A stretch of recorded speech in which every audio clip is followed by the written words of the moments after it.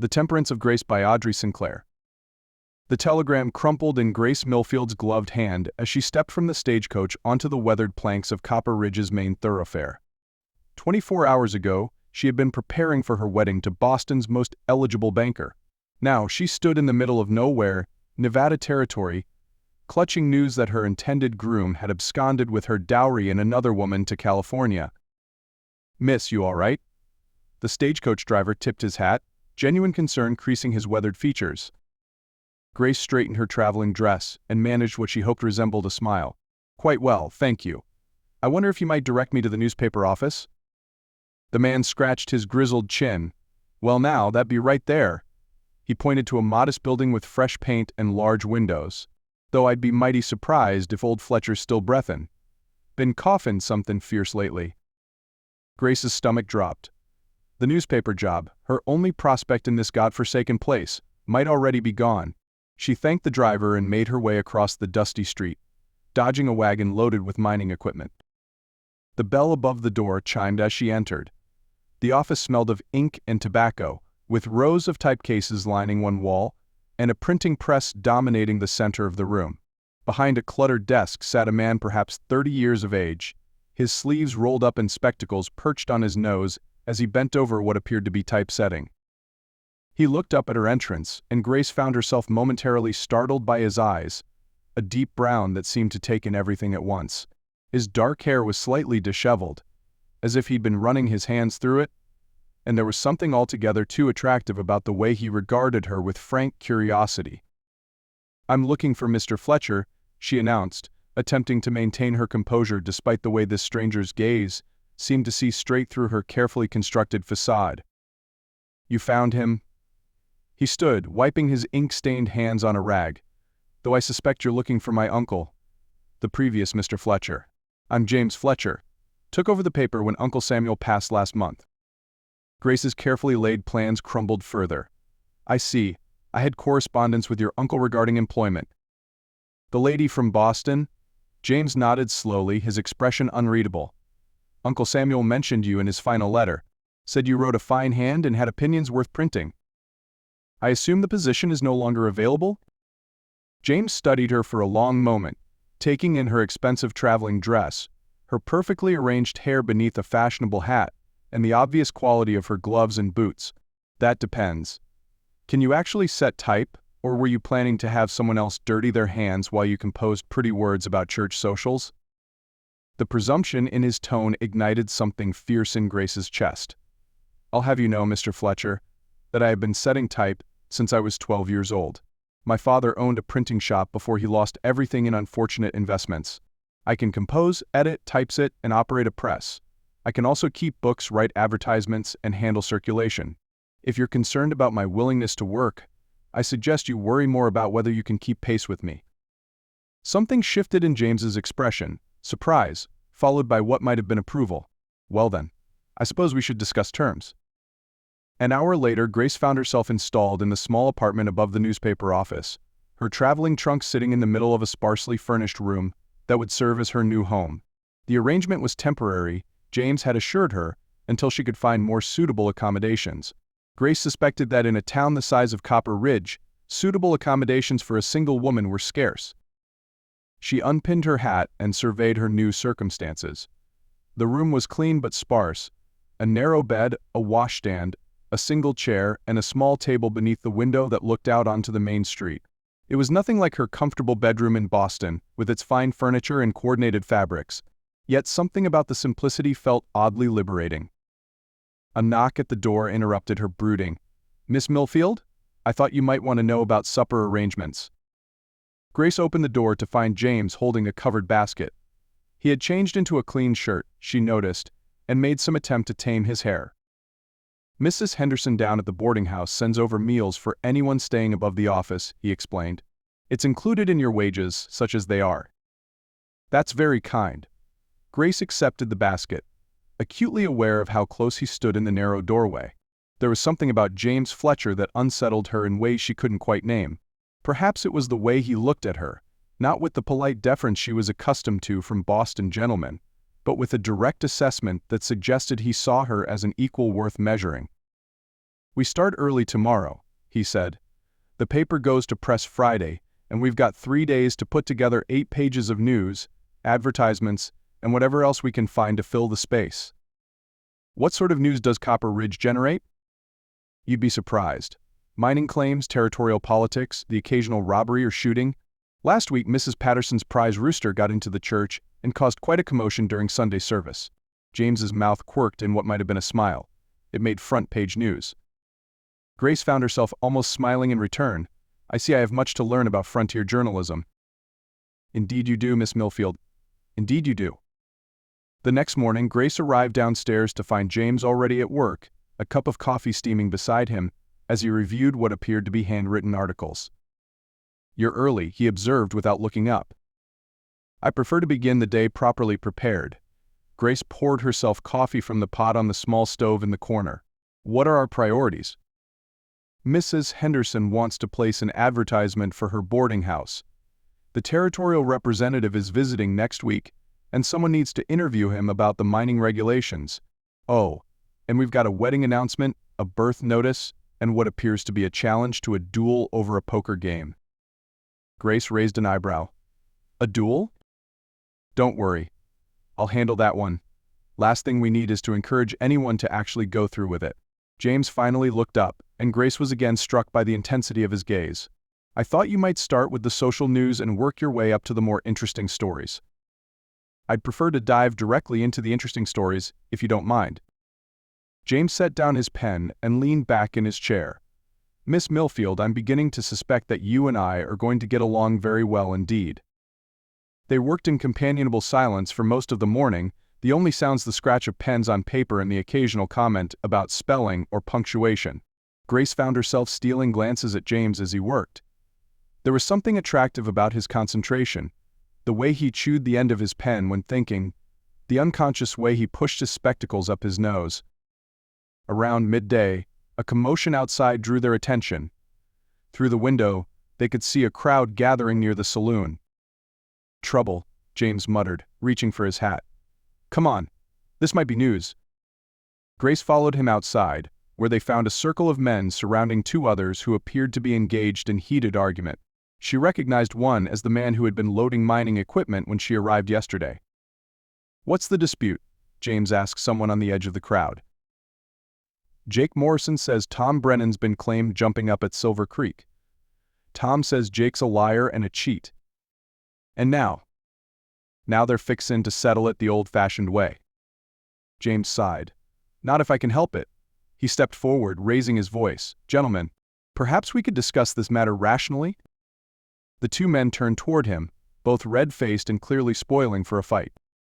"This ain't your concern, Fletcher," the one called Jake snarled. "Actually, it is. I'm a newspaperman. Fighting in the street makes news, and I'd hate to have to report that 2 grown men couldn't settle a business dispute without resorting to violence." Grace watched, fascinated, as James managed to diffuse the situation through a combination of reason, humor, and what appeared to be genuine respect for both men. Within 10 minutes he had convinced them to take their dispute to the territorial judge when he arrived next week. "Impressive," Grace said as they walked back to the office. "Part of the job. A good newspaper man has to be part journalist, part diplomat, and part referee." "Is that what your uncle taught you?" James was quiet for a moment. "My uncle taught me that a newspaper serves the community. Sometimes that means reporting the news. Sometimes it means preventing the news from happening in the first place." That afternoon, Grace found herself working alongside James to set type for the next edition. Their hands brushed occasionally as they reached for the same letters, and each contact sent an unexpected warmth up her arm. She told herself it was merely the unfamiliarity of working so closely with a man. But she couldn't quite convince herself that was the entire truth. "Tell me about Boston," James said as they worked. "What made you want to leave?" Grace considered her answer carefully. "I suppose I discovered that the life I thought I wanted wasn't the life I actually wanted." "That's cryptic." "I was engaged to be married. A very suitable match according to my family. Banking fortune, established family, all the proper credentials. But when I imagined spending the rest of my life having the same conversations about the same things with the same people, I felt as though I were suffocating. Grace selected a letter E and placed it carefully in the composing stick. Then my fiancé demonstrated that he was less honorable than advertised, and suddenly I found myself free to choose my own path. And you chose Copper Ridge, Nevada? Grace laughed, surprising herself. I chose adventure, Mr. Fletcher. Copper Ridge just happened to be where adventure was available. James stopped working and looked at her directly. And how are you finding adventure so far? There was something in his tone that made Grace's breath catch. Quite satisfactory, she managed. I'm glad to hear it. The rest of the week passed in a blur of activity. Grace interviewed the territorial representative, wrote advertisements, and helped James investigate a series of thefts from the mining camp. She discovered that she had a talent for getting people to talk, perhaps because she genuinely listened to their stories. Friday morning they stood together watching the first copies of the Copper Ridge Gazette roll off the press. Grace felt a satisfaction she had never experienced in Boston, the pride of work accomplished, words written, stories told. Not bad for a beginner, James said, examining the front page. I'm hardly a beginner. No, he agreed, looking at her in that direct way of his. I don't suppose you are. That evening, as Grace prepared to retire to her small apartment, James appeared at the foot of the stairs with a bottle of wine. I thought we should celebrate your first edition, he said. They sat in her small room, drinking wine and talking as the sun set outside her window. The conversation ranged from newspapers to books to the peculiarities of life in the Nevada Territory. Grace found herself relaxing in ways she never had with her Boston suitors. There was no need to be careful, to present only the most agreeable version of herself. James seemed to appreciate her opinions, even when they disagreed. Why did you stay in Copper Ridge? She asked as the evening grew late. Surely a man with your education could find opportunities in San Francisco or Denver. James was quiet for a long moment, staring into his wine glass. I suppose I found something here worth staying for. The newspaper. The community. The sense that what I do matters, that I'm not just another voice in a crowd of voices. He looked up and met her eyes. Though recently I've discovered additional reasons to appreciate this place. Grace felt heat rise in her cheeks. Mr. Fletcher. James. I think we're past formal address, don't you? James. His name felt strange and wonderful on her tongue. I should tell you that I'm not looking for, that is, I didn't come here to find another husband. Precisely. James set down his wine glass and moved closer to her on the small settee. What if I told you I'm not looking for a wife? Then what are you looking for? A partner. Someone who challenges me, who makes me think, who isn't afraid to get ink under her fingernails or argue with territorial representatives. His voice dropped to barely above a murmur. Someone who chose adventure. Grace found herself leaning toward him, drawn by something she couldn't name. That sounds dangerous. The best things usually are. When he kissed her, it was nothing like the careful, proper kisses she had exchanged with her former fiancé. This was fierce and honest and full of possibility. When they broke apart, Grace felt as though the world had shifted on its axis. Grace, James said softly, I know you came here running from something. But I hope, eventually, you might consider running towards something instead. 6 months later, Grace stood in the same spot where she had first set foot in Copper Ridge. But instead of holding a telegram announcing her ruin, she held the latest edition of the Copper Ridge Gazette, with her name printed as co-editor alongside James Fletcher's. The town had grown since her arrival. New businesses, new families, new stories to tell. Grace had covered everything from mining disputes to territorial elections to the grand opening of the first school. She had found her voice as a journalist and, more importantly, as a woman who knew her own mind. James appeared beside her, slipping an arm around her waist with the easy familiarity of 6 months of partnership. Regrets? He asked softly. Grace leaned into his warmth, thinking of the life she had left behind in Boston, the careful manners, the restricted conversations, the sense that she was living someone else's story. None whatsoever, she said. Good, because I have something to discuss with you. Grace turned to look at him, noting the nervous energy that seemed to vibrate through him. Oh? James reached into his pocket and withdrew a small velvet box. I know you said you weren't looking for a husband, and I know I said I wasn't looking for a wife. But somewhere between your first day at the newspaper and watching you argue mining law with the territorial judge, I realized that maybe we'd both been looking for the wrong things. Grace's breath caught as he opened the box to reveal a simple gold band set with a small but perfect diamond. I'm not offering you a marriage of convenience or social advancement, James continued. I'm offering you a true partnership, in business, in life, in whatever adventures we choose to pursue. Will you marry me, Grace Millfield? Grace looked at the ring, then at James's face, then out at the bustling street of Copper Ridge where she had found not just work, but purpose, not just employment, but home. Yes, she said simply, though I have one condition. James raised an eyebrow. Name it. I keep my byline. Grace Millfield Fletcher has a nice ring to it, don't you think? James laughed and pulled her close. I wouldn't have it any other way. As he slipped the ring onto her finger, Grace reflected on the curious way life could surprise you. She had come to Nevada territory fleeing one future, only to discover that the best adventures weren't planned. They were chosen, one brave decision at a time. The wedding was held on a crisp October morning in the small church at the end of Main Street.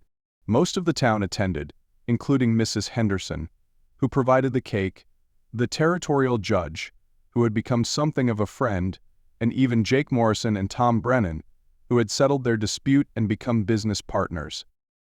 Grace wore a simple dress of blue silk that she had ordered from San Francisco, and James wore his best suit with a string tie that he claimed was properly Western. They exchanged vows they had written themselves, promising not just love and fidelity, but equality and respect, shared dreams and mutual support. After the ceremony, as they walked back to the newspaper office, James took her hand. Any regrets now, Mrs. Fletcher? Grace smiled, thinking of all the stories they had yet to write, all the adventures they had yet to choose, all the ways this strange, dusty, wonderful place had exceeded every dream she had been brave enough to dream. Ask me again in 50 years, she said, and meant it.